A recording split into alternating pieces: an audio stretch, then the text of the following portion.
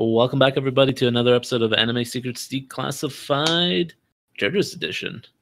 I am joined by the DK crew. You know them well. Starting with everyone, just say hello. Hello. Yo. Hey. What's good? And today we are talking about the latest episode of Golden Wind, which puts a focus on our favorite 17-year-old, Narancia. Oh yes, Narancia. Narancia the boy. My friend's been hyping me up about Narancia, like, you're really gonna love him. If I know you and I know the characters you like, you're gonna love Narancia. Yeah. And boy, were they right. Narancia, I like Narancia because there's just something about, usually a character like him could be perceived as annoying, like bullheaded and like scrappy, but like I like how he's not just bullheaded and scrappy. He's like Joe Pesci from Casino. Yeah, that's exactly what he's like. Angry, yeah. Goodfellas, not Casino. Well, kind of the same. I don't know. He's Joe Pesci. He's a short, angry guy, and he will kill you if you mess with him. Let's go with the one we all agree with. Home Alone. Yeah. Absolutely. Oh man. Dude, I would not want Narancia to break into my house on Christmas Eve. I would not survive. No. Yeah, no, today was really good. I really like just having the episode based around Narancia and getting to see him really like get into the shit and watching him reveal his stand. That was seeing him do actual work. Yeah, but what's really crazy is that like it's not really his episode at first. It was more or less like them trying to introduce two new characters to the show, and one that's actually gonna stick around for a good long while. The character by the name of Trish Una, which is the daughter's boss. The boss's daughter. I meant the boss's daughter. Why is it daughter? But everyone knows the boss's daughter is the real boss. Yeah. Don't worry, that's not a spoiler. I mean that as in the daughter's boss gets whatever she wants. Yep. Yeah. As soon as she joined in, she's like, "You, give me your coat. Okay, here's some money and a list of things I want. Go get them for me." You're just like, excuse me? Oh, man. Before all that happens, we finally find Popo's treasure. And it was in a bathroom. Yep. Well, not the way you think. It was due to Sticky Fingers' ability. Like, Bruno hid the money, like, in a dimension where the bathroom was. So when he uses Sticky Fingers to unzip it, there's the treasure. I still like that he still put on gloves before he reached in there. Yeah, because you never know. He knew. You never know. Like you never know. Some of the urine could have crossed dimensions. Exactly. The filth of a public bathroom knows no bounds or safety, and it will go everywhere. I mean, look, he had actual gold, but then he also had liquid gold. So, that's the hey man, you know how much people will pay for jarred Italian piss on the internet? It's a fortune. There's some weird people out there. That's the real gold experience. Oof. Fanfiction.net. Or no, I guess all that stuff is on Archive of Our Own now. But it was a great way to start. They wrapped up the Popo's treasure storyline, and then they were able to transition into the next arc pretty flawlessly. It's like, wrap this up. Congrats, you're now a capo. Here's your first job. Like, and take care of the boss's daughter. Like, It's like, yay! It's like, yay! I'm a capo. Oh, yeah, take care of my daughter. What? However, it seems like they better watch out. They better be careful because Santa Claus is coming to town. No. Sorry, it's that time of the year. It's the most wonderful time of the year. Had to throw in a little bit of Christmas humor, but yeah, no, it seems like they are already on to something being up. They're already aware, not that it's Giorno's plan, but that somebody is trying to do something involving the boss. But they think it, from the sound of it, they just think it's, someone's trying to do a hostile takeover. But they know it might be something on the inside. Yeah, they know. We see one of the guys that later confronts Narancia talk to one of the other guys on the computer, and they're all like messaging, like the nicknames or whatnot. Weird network of which is mysterious people. Like honestly, that's the part of me that took me away from the entire fiction of the series, because it was like, wow, this is the early 2000s. They had fast internet. We all know that's a lie. Exactly. What, you mean to tell me the wonders of the 56 KB modem? Hey, it's all about the suspension of disbelief. That's true. It's the work of enemy stand. I benefit from the fact that I remember when we had dial-up, but that was so long ago that I don't really remember it very well. Me neither. Exactly, me neither. I can trick myself into thinking, it could have been that fast if you were really rich. I mean, well, American internet is the slowest internet on Earth. Let's be honest. Yeah. Let's just say Italia didn't have great internet compared to ours. They didn't, but still, I don't even think I noticed that until you guys just mentioned it. I didn't notice it either. It's like, okay, they're spreading the information around. I mean,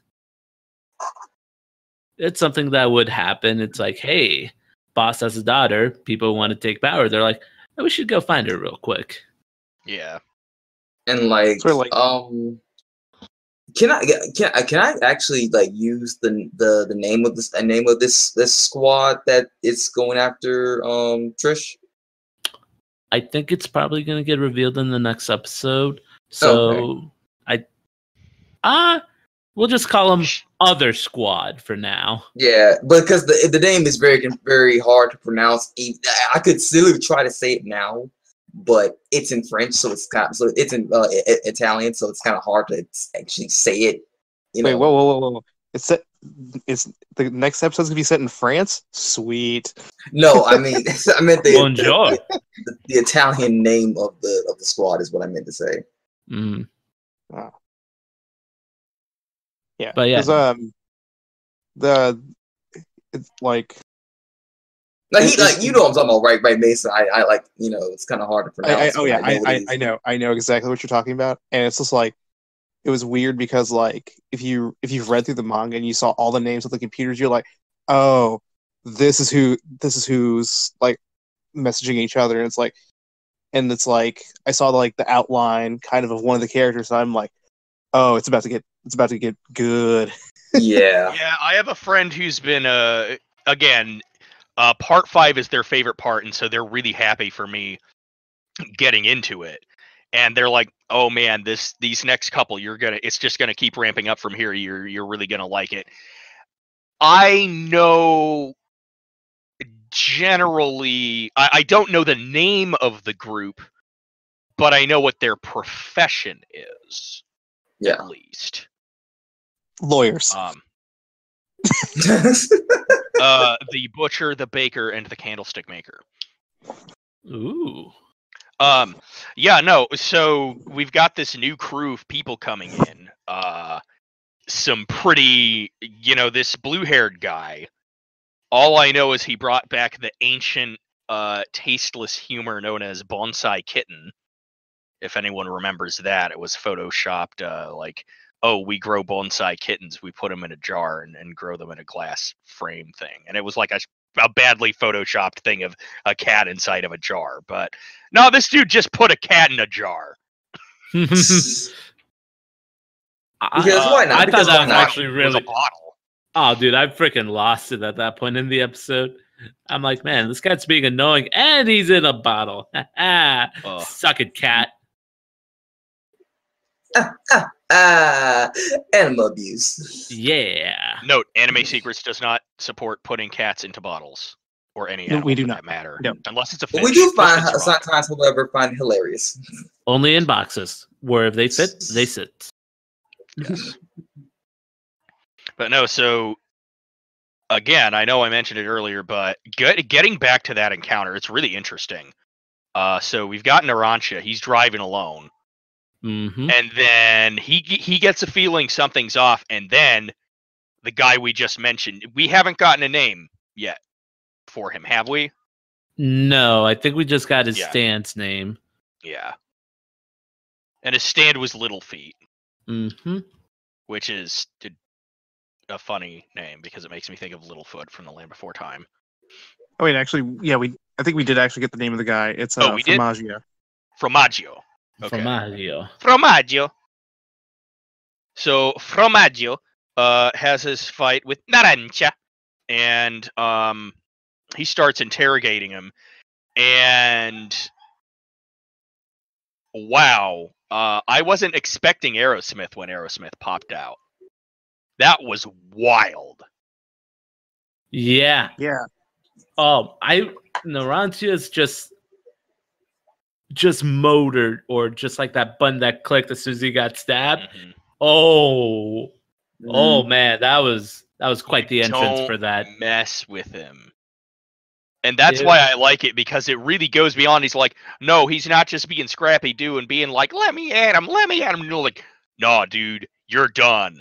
I will kill you because you have the arrogance to. And I'm wondering, okay, so what made him like that? What got my boy Narancia to that point? Probably next episode. Yeah, probably. Yeah, because they've been doing it for the past since Abakio's backstory. So we're getting backstories for each I don't want to say Jill stars, but no, but each of the characters in this part.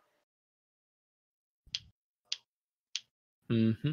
Yeah. Oh, but what I was gonna say was that on off note, so like it's kind of ironic that like when I first saw this character, like the first time I've seen Narancia was actually during All-Star Battle. I seen like a little clip of him, little clip of this character. And I'm thinking to myself, who's the chick with the weird like vest? I don't know what you had going on. And like someone told me that, oh, that's actually a dude. I'm like, what? And ironically, the like his stand is named Aerosmith, and they did sung a song by what is called "Dude Looks Like a Lady." I wonder if that was on purpose. Yeah, I know. It is confirmed. It was on purpose. Yeah, that's pretty great. That is. Like that. But at first, you would think that this was actually a girl, but by how he's dressed and how he, just they gave him a female voice in the game, so I just assumed it was a girl. Mm-hmm. Well, I will say I was really impressed with like the animation for Aerosmith. That was the part I was going to get to next. I think my favorite thing of the episode was just the introduction scene of Aerosmith. Like, ooh, my goodness, the CG on that thing was top notch. You can even see the little person in the plane too. Oh yeah. What's up? There was like a little tiny person in the Aerosmith stand. I didn't notice that. I'll have to go back and look at it. Mm-hmm. But my goodness, just that nice little intro. He's like on the ground with his knees, like summoning it. Oh my goodness, that was just a great frame right there. I know. To me, like the best part was like when it dropped that little bomb, and you're like, oh, this can't be an actual bomb, and then it's like, oh wait, this is a real bomb. Oh, right. And man, that thing must have like no limits on ammo because it just kept going and going going. Yeah, it's one of those like infinite ammo won't run out until like Araki's like, I'm kind of kind of bored of this infinite ammo cheat. Let's turn it off for a few minutes. It's basically the Player One plane, if you guys remember that old arcade shooter Raiden, and you're like a red jet. I mean, that's pretty much it. Big old bomb, lots of heavy amounts of ammunition, full auto gun. Like it's like it's a plane out of a video game or something. It's great. I love it because you almost wouldn't expect like, wow, he's got a jet. I mean, I guess with the Bad Company. Oh yeah. Something like that, having little army dudes, I guess it would make sense that you could have a plane. Yeah. I mean, what's next? Are we gonna have like part 9, a Navy fleet? Well, I mean, you know what? No, I mean, I'm going higher than that. 4, Air Force in part 5. I mean, yeah, I can believe it. I'm gonna go a step further. A space shuttle. Hang on now. Is it going to be called Ziggy Stardust? Maybe. That would be pretty awesome. We just need more David Bowie references. You can never have enough David Bowie references. He is the Duke, after all. Oh yeah. But no, it was an interesting fight of stands. Like, we had shooty stand, and then we had a body altering stand, and it was kind of weird just seeing one that just like shrinks down and just stabs. Like, you wouldn't think that'd be that useful, but if you're someone who's basically going out for recon and getting rid of the person you reconned, it's pretty useful. Yeah. Oh yeah, and I think like it's a good reference to like a lot of those like body shrinking horror movies where it's like, well, we have this wacky scientist who's like, hey, I'm gonna shrink people, and then it horribly backfires. But like with this, it's like Narancia didn't even think like, oh, I got stabbed, nothing's gonna come of this, and then right. the other guy's like, you think that, but you're wrong. And then you see this Narancia shrink a little bit, and it's just like it's just like next to that are going to explore like the full like shrink scene. Yeah. It's also funny because around the time the manga came out, the Borrowers movie was really popular. So, oh jeez. So now just imagine the Borrowers with like a fighter plane with like infinite ammo. Oh man, John Goodman would have been screwed.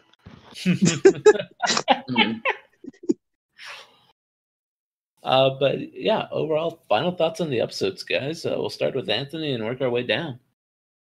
Overall, I definitely enjoyed the episode. The introduction of Trish was like very like funny because at first she like you thinking that, oh, she's gonna be this cool like badass chick who just like, oh yeah, she's got the knife, and she like you're thinking all these type of things, but you're like, no, she's more or less, she does that when she's provoked, but like other than that, she's kind of a spoiled brat. So and the fact that Narancia finally gets his moment to shine is also a treat, because I've been looking forward to seeing how they use his Stan Aerosmith in battle and whatnot. So I definitely enjoyed this episode.